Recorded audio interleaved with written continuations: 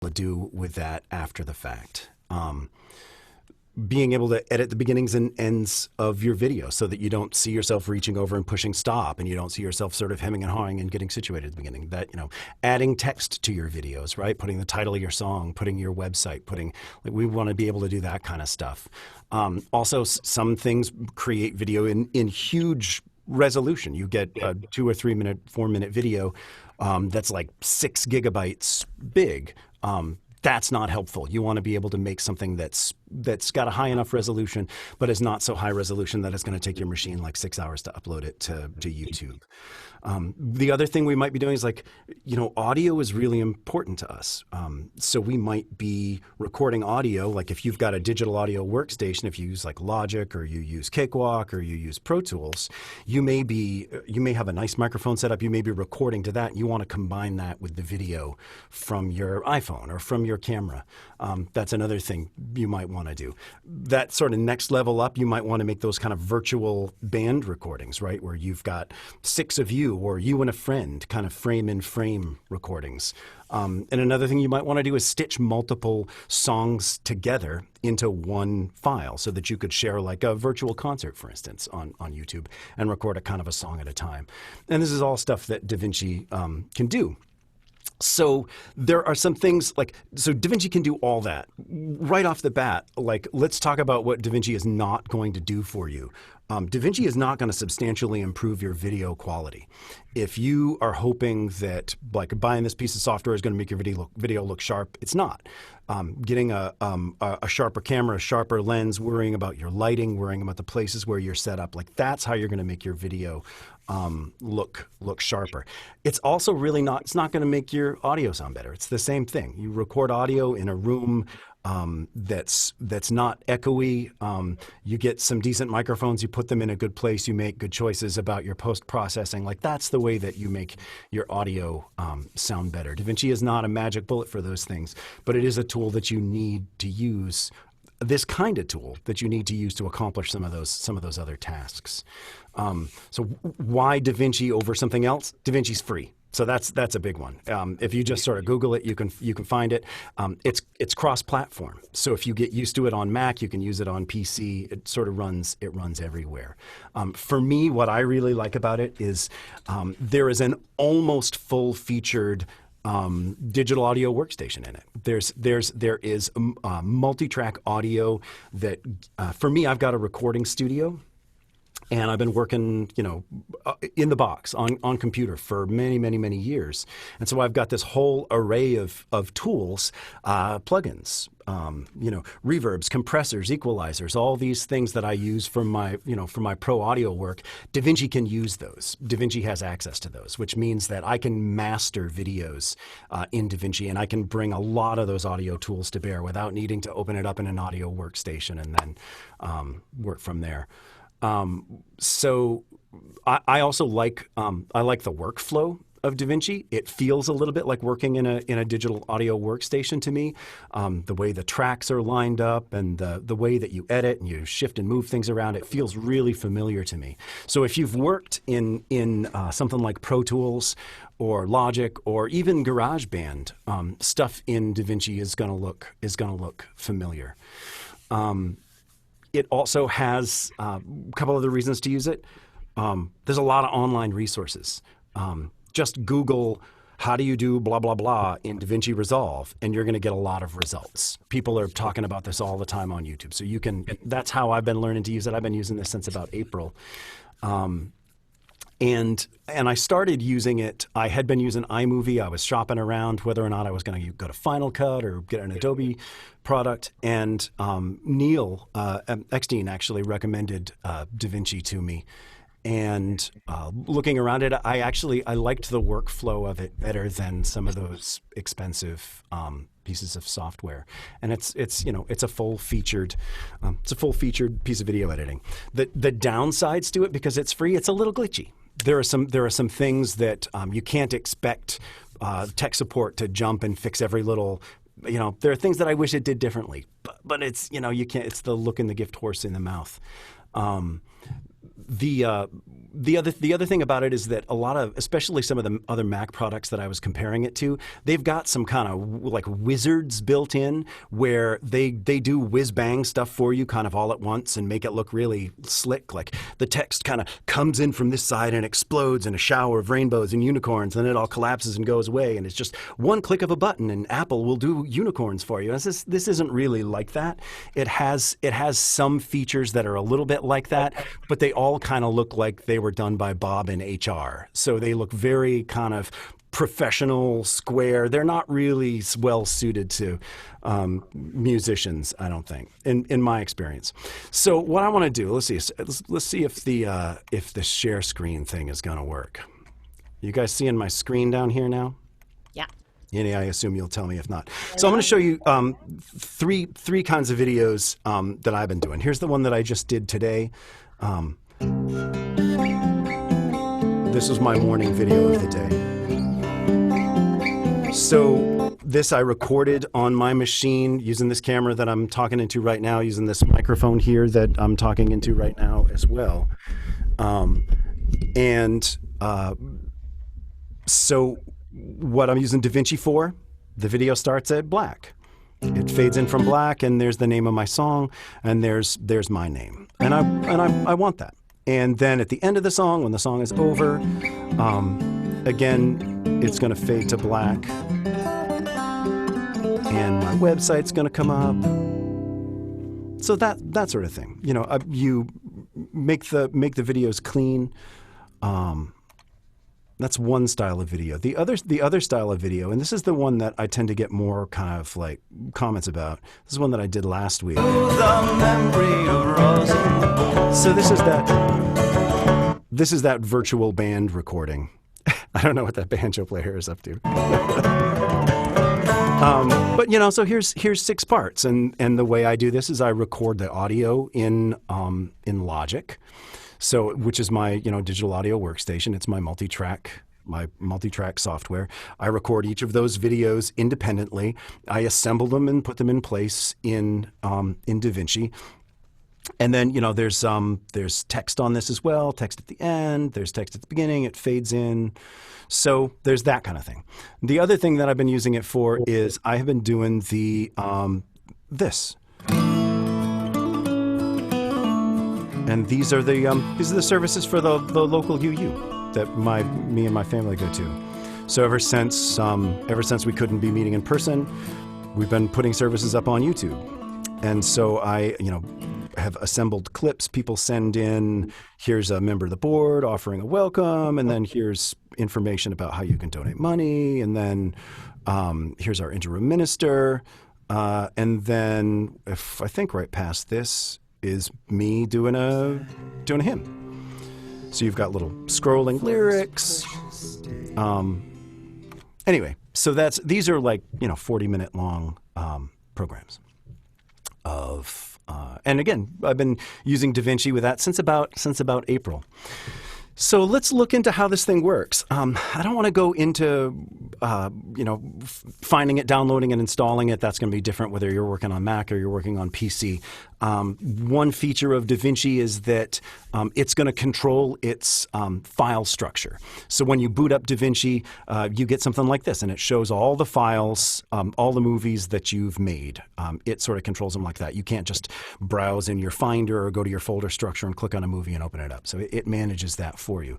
So all you need to do is in here, you pick Untitled Project. I'm going to say new project.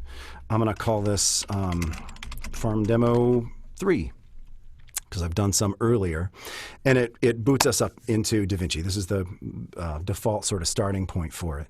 The biggest thing to know when you're starting with DaVinci is that DaVinci has multiple pages. They're basically modes that it's working under, and they're down here at the bottom. And if you're anything like me, you're going to use 3 of them a lot. 2 of them you've got to use all the time. There's an edit page, and the edit page is where you're going to be pulling clips in, assembling them, trimming them, cutting them, all that sort of stuff. All that gets done on the edit page. There is these little music notes. It's called the Fairlight page. I believe Fairlight was an independent digital audio workstation before. I assume DaVinci acquired it and they stuck it into their software. So, and that's a place where you're going to have a mixer. You're going to have the ability to put some effects, compressors, equalizers, mastering plugins, reverb plugins, chorus, auto tune, pitch correction, de-essing, all those things that you might want to do to your audio. You can do right here in. If you've got the plugins, you could do it right here in DaVinci. And then for some reason, this little rocket here at the bottom, what do they call that? Deliver. There you go. So the rocket is the one that you're going to use all the time as well. And that's where you tell, that's where you pick your final file format and resolution and whether you're going to make a movie file or an MP4 file. What do you want to call it? Where do you want to save it? That's where you actually create your deliverable. Now this, for those of you if you haven't worked with like a digital audio workstation before, it might be worthwhile to talk about sort of what the paradigm of this a little bit. What you're doing, well, in a digital audio workstation, what you're essentially doing is you're taking multiple audio files and you're opening them all up together and you're blending them. You're mixing them together. You turn this one up, turn this one down, pan it to the left, pan it to the right. And at the end of that process, what you're doing is rendering down a file that is then shareable. So you can put it up on YouTube, or in the case of an audio workstation, you're making a WAV file or an MP3 file, something that somebody's going to be able to listen to on Spotify, burn to a CD. In here, you're bringing in multiple video files or video files and JPEGs, pictures, right? You can assemble pictures in it. You can add text to it. You can bring in audio from other locations. And then in DaVinci, you can view all those things together. But the final product is you're making either a movie file, like a QuickTime file, or you're making an MP4 file that you can then share up on YouTube. So let's see what that process looks like. And I start in on the Edit tab. And what you need to do is you start by bringing the media in. It's under the File menu, Import File, Import Media. And I've made a little demo folder, a little farm demo folder. And I think it's this guy right here. Yeah, that's the one I want to use. I'm gonna do that rosin the bow thing, a little bit of that. So you click on the file, and you can click on multiple and import multiple at once. But and then you get this message. I'm not really I'm an audio guy. So this is kind of new. A lot of this is new stuff to me. Apparently the default of this, there are a lot of different video frame rates, video formats. When you first add a clip to your project, it's going to ask you, do you want to make the project the same as this clip? And I say, yeah, I'm going to change it so that it's the same as the clip. And I really could not tell you what that does, other than the fact that it's never been a problem for me. So here's my little clip. You see, it's appeared here this is the media pool. There's rosin, Saturn. The work that you're doing on this, all your editing work gets done down in this area here, which is your timeline. So I'm just going to click this. I'm going to drag it down to my timeline, and it's going to appear. So there is the video, the audio. There's this horizontal line. See this sort of line running right down the middle of this? You can move it up or move it down. Above that line, you've got these V tracks. Below that line, you've got these A tracks. Audio versus video. Now, the display of them, I want to change the display so I can see this a little better. This button right here, timeline view options. Let's see if we can make this look. There you go. That's a little bit more. Now the pictures are actually giving me a little bit more information here. And you've got some audio options as well. You can set the height of the video track or the audio track that you're working with there. You also can set the height right here, just this slightly dark line, click and drag, and you can see those a little bit better. I'm going to call this, I'm going to click on that and call this Saturn. I'll click on this and I'll call it Saturn as well. So there's my beginning point. I want to see this whole thing. So let's scroll to the end. Just grabbing that scroll bar, rolling to the end. You can see now if you've ever worked with audio, this sort of white waveform here will be really familiar to you. And you can read that just like a map. You can see, that's where the song starts. There's nothing there. Here's where the song ends, and you've got a fade out, right? But at the end of the fade out, it does this, I'm watching. Let me turn this down a little bit. And then I look around, I get awkward, and then I reach and I push stop. And you don't want that on your video up on YouTube. You don't want that moment. So what you do is click on the track. See it highlights both of them. Put your cursor toward the end. Cursor changes, click, drag, and it shortens the track. So I could cut it here. I could cut it, but I want to cut it maybe right where I start to move. There, my right arm sort of comes up. Let's stop it right there. So now the track stops before I have my sort of awkward moving, but it also just goes, junk. It just cuts to nothing. Stops pretty abruptly. So let's make it be gentle. So you click on it again, and notice when you are hovering over a track, see that little white dot in the corner? That little white dot is how you do a fade. So if you're in an audio track, you click that white dot, you drag it to the left. I just faded out the audio now. Actually, another thing that's cool about this, see the dot in the middle? You can change the shape of that fade out curve as well. So you could have it fade out quickly, you could have it fade out slowly. It's pretty cool. That's I really like that in some of the digital audio workstation stuff that I use, that being able to control that kind of a clip gain is really nice. So with the video, I want it to fade out as well. For my own uses, I like the video to fade out faster than the audio. I like it to go black before the audio stops. And so what I want to do is actually change the length of that video clip. And you can do that two ways relative to the audio clip. Right now they're stuck together. If I click on one, it clicks on both of them, which is nice. Then you don't end up, then you keep the synchronization essentially between the tracks. But this little chain there, if you turn off this is just a mode, turn off that little chain, and now these things can be selected independently of each other. And then I'll change the editing at the video instead. So if I want the video to be a little shorter. Now notice, see this behavior too? I'm just really slowly, I couldn't change that just a little bit. See how it's kind of snapping to the end of that file? That's what that little magnet does. So being able to use that or not use that, the magnet's a really great way to just, if you want multiple things to be fading in or stopping together, you can use that to really easily snap them. You can turn it off if it starts to be a bother. I'm going to fade the video out. I'll turn these guys back on, and then at the end,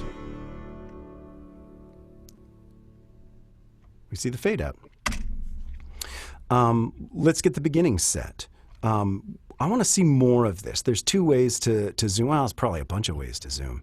But right here, there's this minus plus. You can click and drag to zoom way in, click and drag to zoom way out. I find I'm always using the keyboard commands, which is, it's the command and the plus key, or the command and the minus key.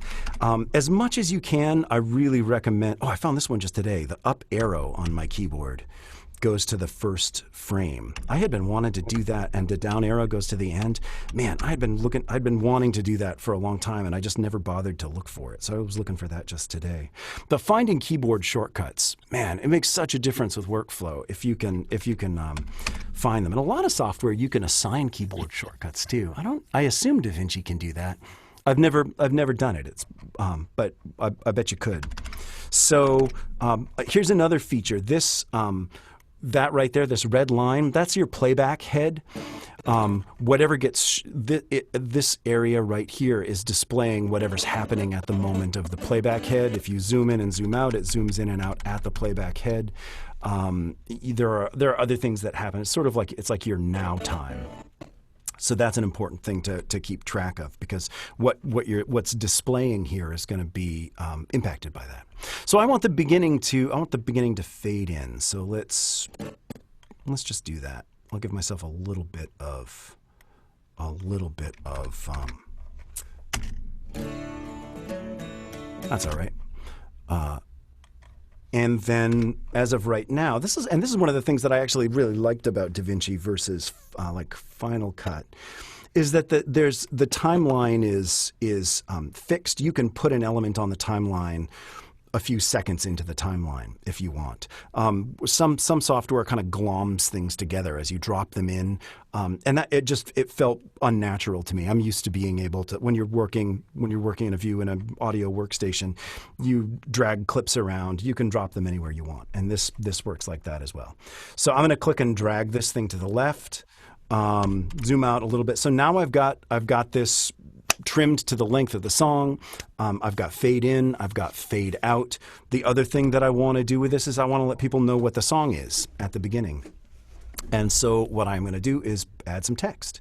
Now the text, for some reason, they've got this under this. So it's an effect. It's in their effects library. If you, there's this little down arrow. This is kind of a weird single screen display issue, but just the way it sort of organized real estate, unless you've got a really big monitor or two monitors, you're going to kind of run out of screen space. So it's got ways to expand and contract all of these libraries that you're and effects you'll be grabbing from and places you're going to be making changes to settings. It's got ways to have that expand and contract to fill your screen as much as you need it, just to see what you're working on.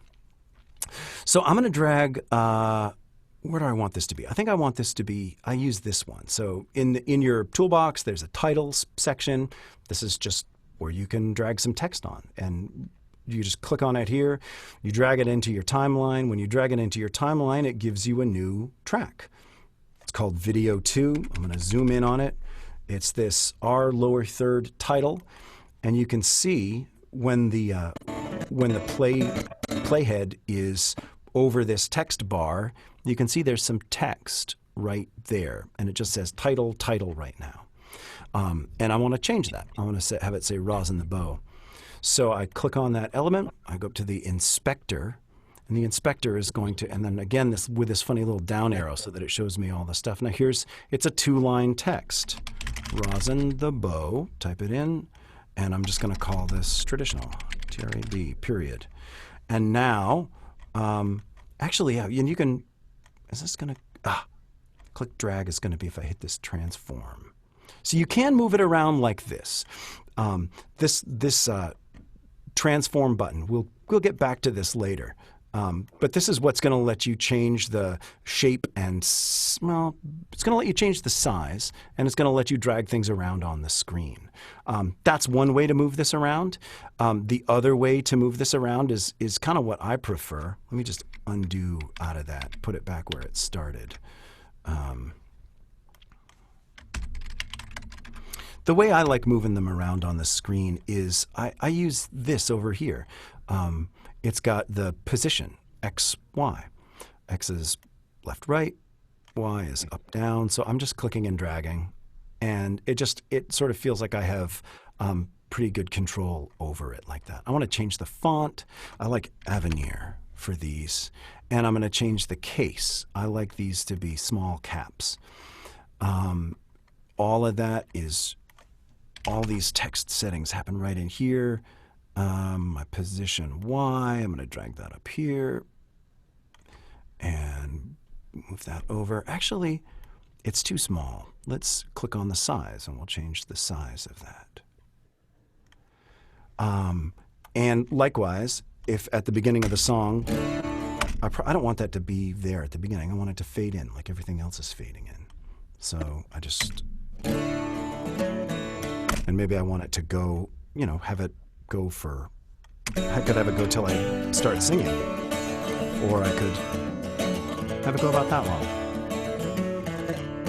So for the videos that I've been making, I tend to put my website on the end as well. It's the same process. You drag a text block down, stick it on your timeline. It starts and stops and lasts as long as you want. You can fade it in, you can fade it out, you can edit the text, you can move the text around. And then, so right now I've got something that's, it's the right length. it's trimmed, so I could be ready to put this up on YouTube. So the next step would be to go to this little rocket ship over here, and this is where you are going to tell it the name of your file.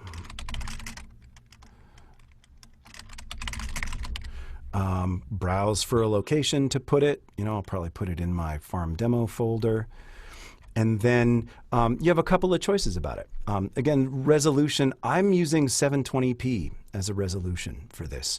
It feels like it's a high enough definition for YouTube. It feels like that's, at that resolution, I think there are other bottlenecks other than how much resolution I've got at that point. It works just fine. And then I use MP4 instead of QuickTime. QuickTime makes an MOV file. I haven't run into situations where one works and one doesn't. MP4 just feels a little bit more universal to me somehow. You make these choices: file name, location, add to render queue, and now then if I were to push start render, it would make that file. And after 7 or 8 minutes, or however long, depending on how fast your machine is, you'll have something that you can upload to YouTube or share with someone however you want to. So that's the quick, sort of simplest possible solution. Let's take a look at a slightly more complicated thing. Let's make this a little more elaborate. Let's make believe that I didn't like the sound that came in off my camera. So this right here, these two are connected because I recorded them on my machine on OBS. I don't know if people are using OBS. What do we decide that stands for? Open Broadcast Software? Software, yep. Mm-hmm. Open Broadcast Software. So OBS is a free piece of software that you use. I started using it, downloaded it so that I could do some Facebook Live streaming. So it's a great piece of software for streaming.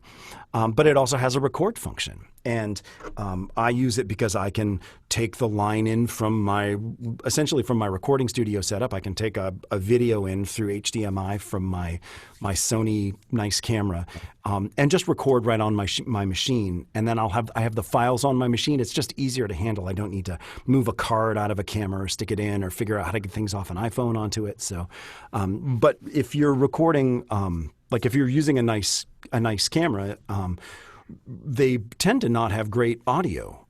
So often the things that have the nicest audio don't have the nicest. The things that have the nicest video don't have the nicest audio. So you might be using like a little Zoom H4 or something like that, little standalone audio device to record your audio. In which case, you can use DaVinci to bring that in and sync it up. So I've got that in here, import file, import media, or again, just Command I, and I've got this rosinthebow.wave. Now this is the file that I made in Logic. So this is a mix down of the multi-track recording that I did. So bring it into the file the same way. Just click on it, drag it onto the timeline, and you see there's the audio, and you play them together. Perfect, done. Except for the fact that they don't line up at all. So you line them up. Editing this works the same way. Click on your audio track. Let's call it multi. I'm gonna trim it so that I'm just sort of trim the silence off the beginning. Click and drag so that it's pretty much where it's going. I'll put my playhead close to the right spot and zoom in, and you can see real easily. They start here. These things ought to line up. Click, drag them into place. It's all right. And if you want to, the greater than, less than symbols, left caret, right caret, are nudge. And so I'm pushing the left one, it nudges to the left, hit the right one, it nudges it to the right. And sometimes when the waveform's not really clear, you can just push play and listen to it change. So that got worse, better.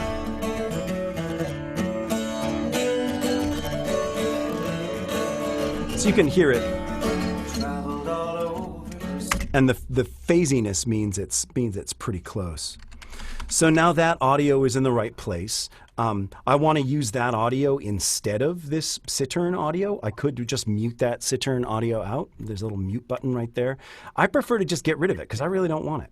So I just left click, delete track.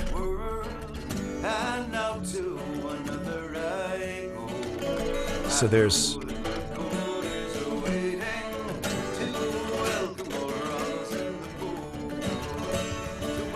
so something just changed, right? Did you hear it? The boron comes in.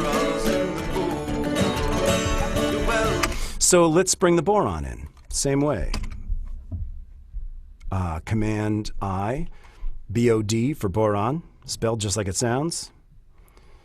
And let's make some room for it and drag it in. Once you're working with multiple video files, you need to be a little bit careful how you drag them in.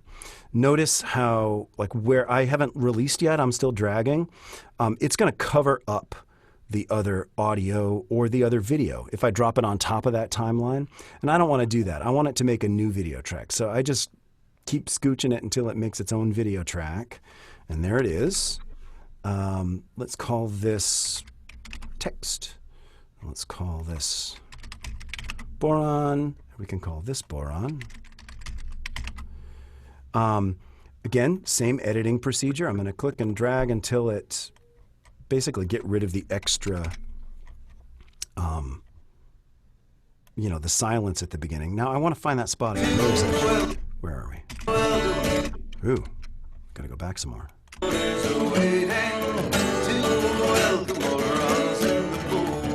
So there's the first hit. So I'm just going to drag this guy over into the zip code. Give a listen again. So this little dot right there looks like the first hit. So why don't I try to line that up with this? Yeah, and then that sort of looks like you can see a big hit here and a little hit there. I'm going to use my nudge and then just listen. That looks all right.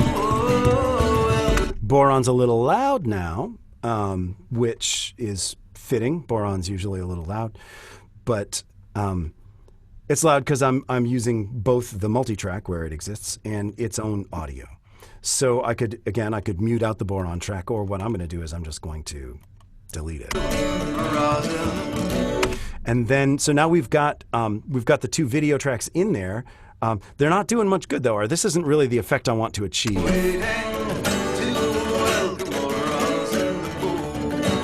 Yeah, I don't want to just switch to boron. I want the two to be on screen together.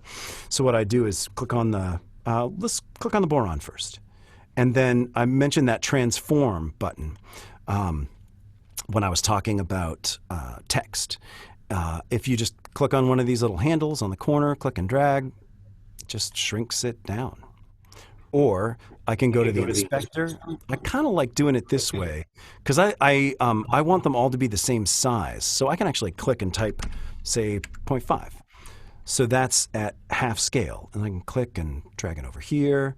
Likewise with the Cittern part, I can click zoom and say 0.5. Now I've got that guy half size. And now these things, now they live next to each other. The other thing that you might want to do, there's a lot of empty space around this. I don't need it to be as wide because I don't have the wide instrument, right? So right in this location where you've got this transform tool, you also have a crop tool. So if you click the crop tool, click on one of these sides, it just shrinks the amount of video that's being shown. Like I could crop it out to there. I don't want to. I'd rather have it like that. And then switch back to transform and move it. And I can either move it just by dragging it, or the same way I was doing with the text, I can move it by clicking on its position over here in the inspector. And again, for when I'm doing this, when I'm doing 6 of them like I did for this last one, I like using the inspector because I can set the position precisely. And then when you set the position precisely and you set the zoom precisely, then you've got boxes that line up with each other. Let's find the beginning of this. That's a little abrupt, so I'm gonna just fade it out, trim it back a little bit, put in a fade, and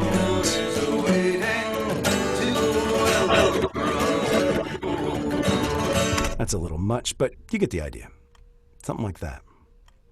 So that's I don't know how we're doing on time, Annie, but there's sort of a first round of things that we can do with it, and that's didn't really look much at the audio stuff, but that's do your band in a box like that. You can do your solo videos. You can combine from you can see how you might use this to combine videos from multiple cameras as well. Yeah, no, I think this is, yeah, we're right about the time when we probably want to start taking some questions. We don't have to have a hard stop right at 3 o'clock if people, because we've got a few questions in the chat here. It's time to start raising your hands, folks, if you've got some, and I can see you in the participant window. I I know this is really a lot of information, especially if you haven't done any of this stuff. And Jud, you are so like amazingly fast, and the way you were lining up the audio and stuff, it was great. Like I take hours sometimes trying to line up audio with video, but I Sure. think, I'm going to guess that sort of having done the recording yourself, in your own studio, multi-tracking. And am I right? We were talking about that earlier, that you actually did all this recording earlier in a multi-track in your digital audio, or did you, right? You did this in Yeah. This audio track that I'm using is output from Logic, which is a digital audio workstation. So this file right here, that's a multi-track audio. And did you videotape yourself? So this is my question, and then because of course my questions are the ones that get asked first. Sorry. No, But good. did you record yourself? Did you actually record what you were playing while you were videotaping it, or did you do the audio all first and then play along? Oh no, I don't think you would want to do that, because then you won't have perfect sync. It's a little tricky. You like there's bass and there's multiple parts here.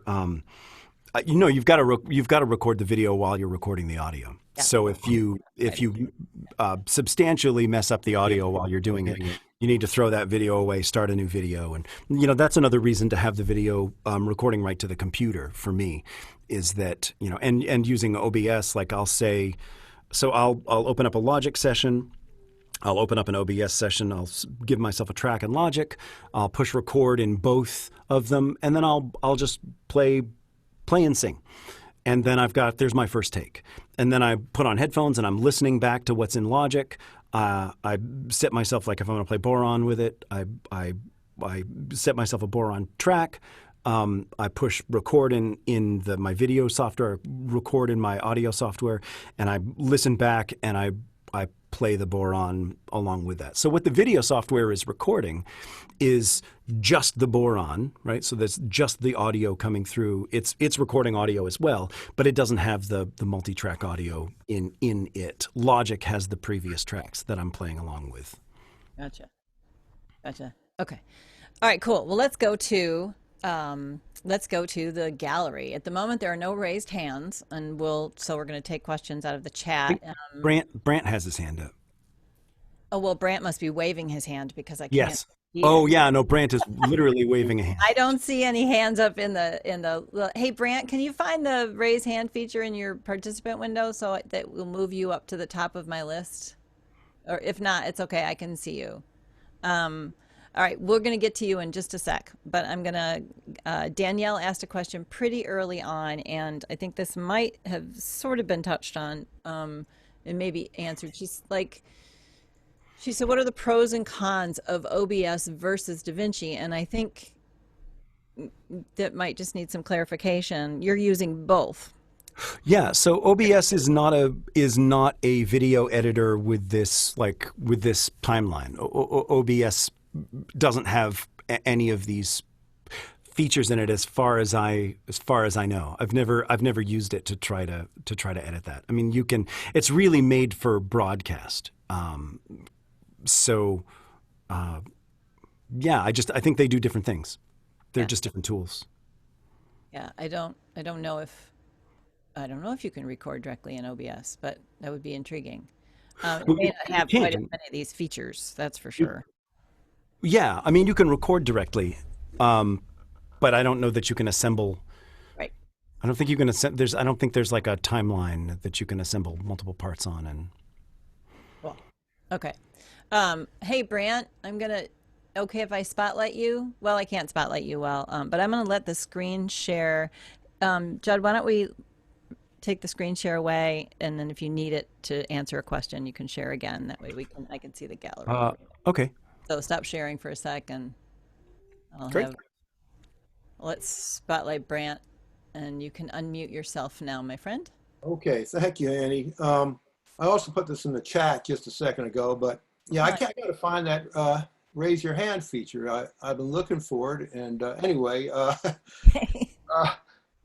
yeah, the OBS. I'm still a little confused about how that works together with all this. To what it does when you're doing this to kind of sync it together, or to yeah. Can you explain that a little more? I'm not. Yeah, that'd be great. Yeah. So all I'm using OBS for is just recording the video as I do it, recording myself perform. Instead of using the onboard SD card in my separate camera, I'm using OBS as a way to record directly to my hard drive. So it's just making, like, whatever I'm playing live, OBS is just capturing it on my computer and making a file for me. Oh, okay, great. Well, that's good. Yeah, it's super. I think it's really useful for that. I love it for that. I love that I can do that. Yeah. But I don't think it's your only option, right? Am I right that you could, if you're not using OBS you could use DaVinci as a standalone and just record the video any other Yeah, no, DaVinci. equipment, right? Yeah, DaVinci doesn't need OBS. It just you need to bring video files from somewhere. They could be files from your phone. Yeah. You could email or AirDrop or however you want to get them from your phone or from your device, or from a card on a camera. You just need to get them on your hard drive somehow, and then import them into DaVinci. Yeah. Yeah. We do have a question from Lauren about getting video from the iPhone onto the computer. Yeah. I mean, do you have a quick kind of best way to do that? It might be a little. Yeah, WeTransfer.com. So I would say if you're an Apple person and you're using an Apple computer and you've got an iPhone, AirDrop, and if you're next to it, if you're in the same Wi-Fi, Apple has a thing called AirDrop that can work really slick, and sometimes it's sort of frustratingly like unresponsive in my experience. But this website, WeTransfer.com, WeTransfer.com, is something that I've been using with people for these UU services that I've been doing. People are recording on all sorts of different devices, and they need to send me the video that I'm then assembling in DaVinci. And WeTransfer is it's the simplest sort of website. You tell it the email address that you want to send to. Tell it your email address, and then you just click and give it the file. It browse for the file that you want to send. So, there's not even an app, I don't think, for your phone. You really can just do it right in your browser on your phone. Of course, if you use Dropbox or you use Google Drive, there are ways to send big files, but WeTransfer is just so simple. And of course, the problem with you can't just email any of these things. Once you're any size at all, anything bigger than an MP3, you can't email it. So Yeah, high quality audio, any quality video and high quality audio, uncompressed audio, you just need something like WeTransfer. But Sure, or Google Drive or Dropbox, right? Like they putting do absolutely. Those any way to, if you're used to sharing files with a using Dropbox or Google Drive, then that's great, and that will work. Those both have little hangups that are things that can make it complicated for some people, and So that's just another way to do it Cool. without the overhead. Okay, cool. All right, I'm trying to make sure I'm not reading a question that was meant for me personally. Nope, we'll let that one go. Charlie Mossberg is asking if a shortcut cheat sheet exists. Because you mentioned a lot of shortcuts, which are awesome, and just finding them, but I don't know if you have come across anything like that. Let's see. I know what you're doing. Commands for Google it. DaVinci Resolve 16. Yeah, actually, if you just Google keyboard shortcuts for DaVinci Resolve 16, it brings it right up. Select nearest clip gap. There's 24 rows of it. It was highlighted January 12th, 2020. It's from motionarray.com. Cool. DaVinci Resolve shortcuts. We can share that in the Yeah. chat. I have some other links to share in the chat as well. Cool. Yeah. All right, I'm going to flip through these quickly. Can you change background and opacity of the title video? I mean, it looks like it was opaque anyway. I mean, I'm not opaque. It was transparent, so just the type was transparent. So I'm not 100% sure, but Let's see what just shows up. There is definitely an opacity setting. It's going to be a little tricky to see. Do you want me to share my screen again while I poke around looking for this? Let's see. So if I go back, is that working? Can you see that now? Yep. Mm-hmm. So if I go back here, let's make that big again. Let's just put this. How are we going to see if that's interest? How are we going to see if this does what we want it to do? Yeah, if the text were bold, maybe. I think it might be too thin to even notice an opacity other than it just I can always make it bigger too. Line spacing, font case. It seems like I did see that. Font style. Rotation, angle. Here we go. Drop shadow, background, stroke. There's lots of settings. It's not something I've played around with. I'm pretty sure I've done some drop shadow stuff. Anchor, alignment. Yeah, I don't know. It's a good question. Yeah, I think you could probably play around with that. It seems like it would be very doable, Mark.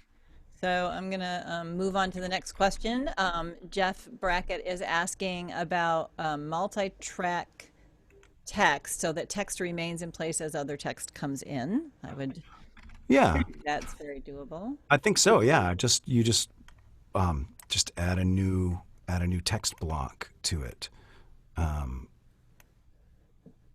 So there's multiple text at the same time. Just as many tracks as you want, and they will come and go. Are you seeing how I'm doing that? Just dragging the text onto the timeline. Yeah. And then that'll fade out. Yeah. Yeah. Totally. Cool. And let's see. Jeffrey Rogers is asking, can you do the audio sync automatically instead? No. Jeffrey, you might have to explain that question. Are you willing to ask that question, or does that make sense to you, Jud? Well, I guess you're just asking if will it do that work for you of lining the audio up with the previous audio? Is that the question? You want to? I'm gonna switch to gallery view so maybe I can see. Where are you, Jeffrey Rogers? Wave your hand. There you are. Is that what you're asking? Can I spotlight you and ask you to unmute yourself? Go ahead. Yeah, so I had been learning how to use Premiere Pro, and one of the things that was so useful was the ability to auto sync video and audio, just one click. It lines up the waveforms. So I think that you can do that in DaVinci, but I'm not sure. I wonder if rather than doing it manually, it's a piece of cake in Premiere Pro. It really just takes one click to do it. Wow, I wish I had known that. from all my years of. It has saved me incredible amounts of time. Nice. Yeah, it looks like it. It looks like it does. I'm so used to in working in audio environments. I'm so used to lining up waveforms that it doesn't feel all that burdensome. But yeah, no, that's a great recommendation and a great question. So it does look like I usually have crappy sounding camera audio and then good sounding separate audio, and then just line it up. Yeah. Um, Yeah.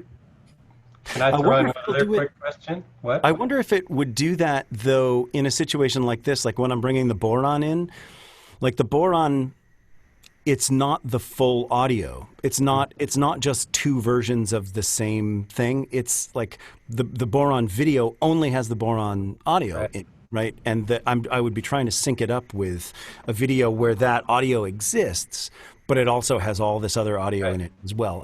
I don't know that would.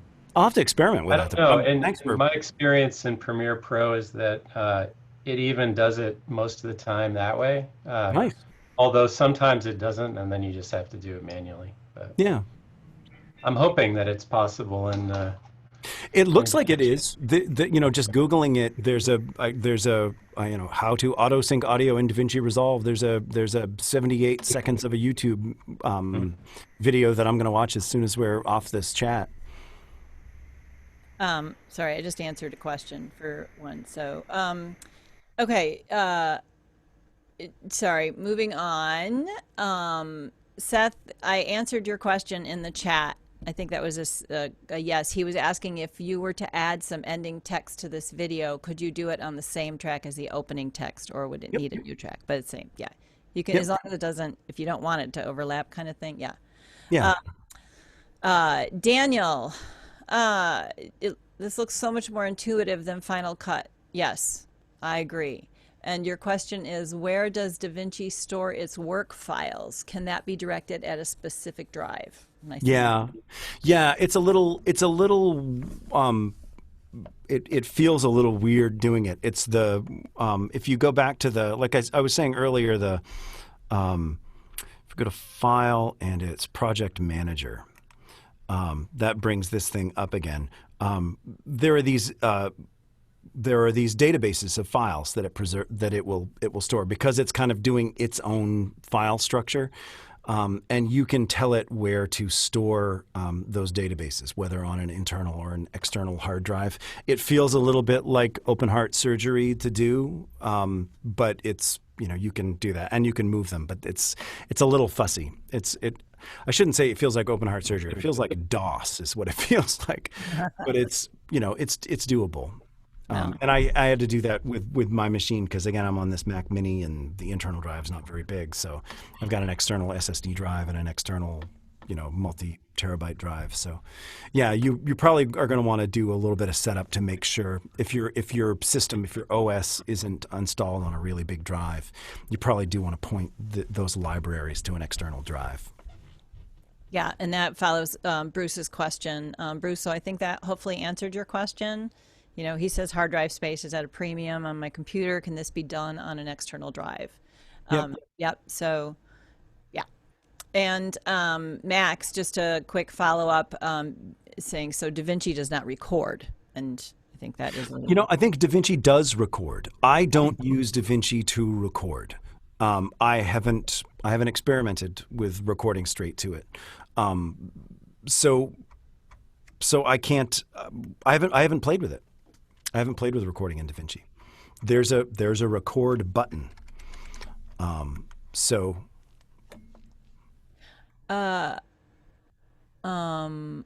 sorry, Charlie. I might have to spotlight you for one of your statements here, but you have a question that says system requirements. So I don't know, Charlie or Jud, do you know what the system requirements are for? I can Google them. This is my favorite thing. So it says you need at least a 4-core CPU. Recommends 16 gigs of RAM. You know, my experience with it is that, I mean, whatever you use is probably going to get bogged down at some point. I don't think that it sort of feels like you can't have a strong enough, fast enough processor for it to feel like easy and fast. At some point, you're sitting there watching your computer grind away. Yeah, yeah. I'm going to move ahead to Kalina Phillips. Can you layer videos? Yep. So this right here, I'm sort of demonstrating a layer here. These things aren't on top of each other, but those are two video tracks going at the same time. So is that kind of what you mean? You would want video on top of another video? Yeah, I'm gonna unmute you, Kalina. Do you mind if I spotlight you? Well, you got to I think unmute. You got to unmute yourself now, honey. Thanks. Okay. Am I I hear you. unmuted? Yep. All right. Yeah, I was just asking about that because I had an idea for a video, and because of COVID, of course, Mm-hmm. you can't have a bunch of people all in the same spot. So what I was wondering if I recorded them separately or film, videoed them separately, could I then layer those videos? You mean like make a spread of a bunch of different people playing? Is that what Yeah. you're thinking? Yeah. I guess it would be like you did with the barn. Yeah. Yeah. It's just bringing in the video from, getting the video from those other people. It should work just the same. Yeah, I would be shooting all the videos, so I would have, it would be all the same setting, they'd all be in the same location, but I just want to layer them all. Yeah. Yeah. Yep. Yeah. You just make put them all on their own video track, and then use the transform feature to make them as small as you want. Use the crop to cut them into. You can crop them into squares if you want, or into rectangles. There are more. You can actually crop things in more sophisticated shapes as well. I've done some like things silhouettes. I haven't done anywhere. I suppose you could do like. I haven't done any work with like green screen work, like trying to cut a background out but I would guess that there's ways to do that as well. It just hasn't been something that has been sort of necessary or for the work I'm doing, so I just haven't looked at it. Yeah. Okay. Great. Thank you. Yeah. Probably the biggest thing there, Kalina, would probably be about the audio, making sure, if they're all playing to the same audio, but it sounds like they'd all be even playing together, right? Yeah. Recording it, yeah. Well, actually, in this case, they wouldn't be playing; they'd just be dancing. Oh. So I wouldn't have the audio problem. Good. But great, Oh, thank you. Dancing. I would love that. Oh, cool. Okay, I'm gonna make sure I haven't missed anything. Lauren, I'm sorry, honey. I'm seeing your hand raised, and I didn't know if that was because, or we asked your question. Is it still? Let's unmute you. All right. Hi. Yeah, I'm still not really clear, and I guess I'll Google it. How the best way to get my video to my computer? That's my biggest problem. The AirDrop is super slow. I tried all kinds of ways. So, I just was wondering if there's a way to plug the camera right directly into the computer. Is it a camera or is it an iPhone? I can do both. I have a camera or an iPhone, but Yeah. Well, if an AirDrop is super slow, that's interesting. even if I'm right in the house or anywhere else, Yeah. Well, it's very dependent on the hardware that you're using. It's very dependent on the camera. So most cameras are recording to, as far as I know, record to like SD drives, right? Little cards and you can stick those cards. A lot of computers just have card readers, and if they don't, you can get card readers and plug them into USB. So you can pull the card out of your camera, stick it into a card reader, and then it'll come up on your computer just like an external hard drive, and you can just drag stuff off the card onto your computer. iPhones can be plugged into computers. It seems like it's been years since I have plugged an iPhone into a computer. Does anybody do that? Does anybody sync your? You're still doing it? I don't know why. I don't know why it feels like I haven't done that in like forever. I don't think I've ever plugged my iPhone into my computer, which seems strange. Yeah, I know it's interesting, but because I have had trouble because I'm on a PC most of the time, and when I plug my iPhone into my computer, it's the newer computer now works well. It reads my iPhone like an external drive, and I can just Google, search for the file, but you have to find where your iPhone is, and it's not as intuitive as it used to be that you could just plug it in and iTunes would import everything, and all of that seems to have gotten a little wonky. But Lauren, I can try and show you sometime. That was the one thing I was going to research. See if there's a good way, but thanks. I've really enjoyed this. Yeah, great. She's a movie maker, that one. Awesome. All right. So I think there's, I'm going to poke back through the chat a little bit more. This was really excellent. I personally am fired up about having been using Premiere for a long time and, torturing myself with it, find this to be really nice. I feel like you should be getting some kickback from DaVinci maybe for doing this. That was like talking about, we're promoting these freeware. Yeah. That's pretty awesome. But I'm looking back through, and Mark Smith is asking, did Jud show the final Roz and the Bow video? Is that a YouTube link that you can share with us that he could go see that? Yeah, it's there? I did it last Friday. I think I did it last Friday. Hang on, I'm gonna put your link up on your website. I'm gonna put 2 links up there. Super. And then we can have any final. I'm really sorry if I missed your question. I'm looking through the chat and I think I got everything. Michael, Nathan. And Eileen, are you raising your hand? Oh, Eileen, I'm sorry. I see. Sorry. Oh yeah. Any recommendations for mics? Yeah. There's. Do we have another hour? I was going to say that's kind of an out of scope discussion. I feel like a hardware, but please give a recommendation if you want to talk about what you're using. Give me a budget. How much money do you want to spend? Should I be? Where are you?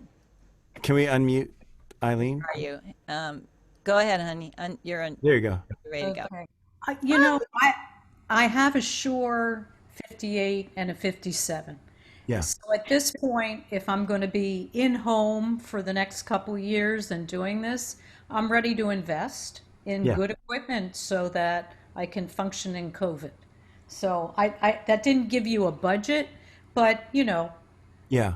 So though I love those mics as stage mics. Yeah. And I don't like those mics as acoustic recording mics. They don't have good they just don't have a kind of a sense of air or clarity to them at all.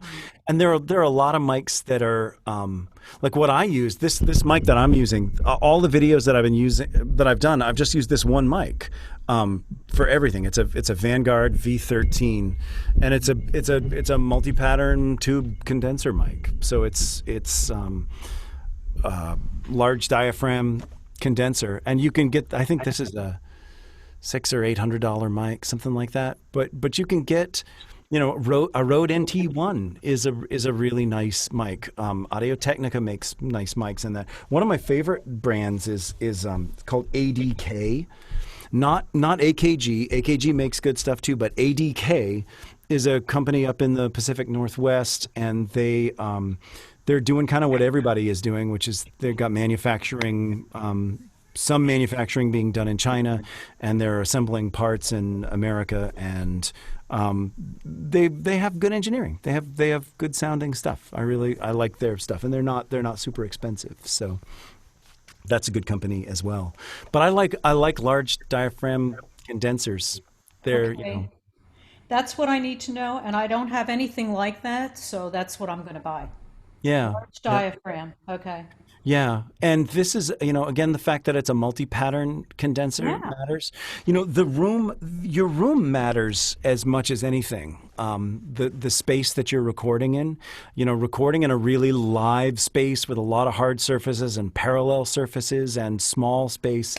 It's like doesn't matter what you have for a mic. You're not going to be able to remove those elements from the sound. So a softer space or a slightly larger space or recording. You can buy shields that you can put kind of around the back of your microphone that kind of keep the sound of the room from bearing so heavily on the sound that you're recording. How about for recording piano as well as other instruments? I mean, I have a lot of acoustic, but I do have a. Actually, I'm going to interject here, and I'm going to say that we're close to wrapping up. Eileen, I'm going to make a recommendation for you and for everybody else who's listening. A member of Farm, former tech panelist, Alan Finkbeiner at Sweetwater Sound. He's your microphone guy. Al, what is his name? Alan, Alan Finkbeiner. Okay. He is he's also known as Mr. Jan Christ, for those of you who know Jan. Really? Yeah. Oh, Yeah. I didn't know that. Oh, okay. He is a whiz bang. He knows everything there is to know about microphones, and I would highly Thank you. recommend. I'm sorry if I went off topic. No. It's good. It's a great. It made me think of a million other things about Tech Talks, and this is the moment when I kind of go, all right, everybody, if your video isn't on. And you don't mind turning it on, we're going to get gallery view and have everybody wave. But hopefully you all have Jud still in the spotlight. This has been a really excellent, lots of great comments in the feed as people have had to go. But this has been a really, really excellent talk, and I want to thank you, Jud, so much for sharing all of the work you're doing and your beautiful music. My the pleasure. way you are sharing it. Jud's links are out there, but judcaswell.com.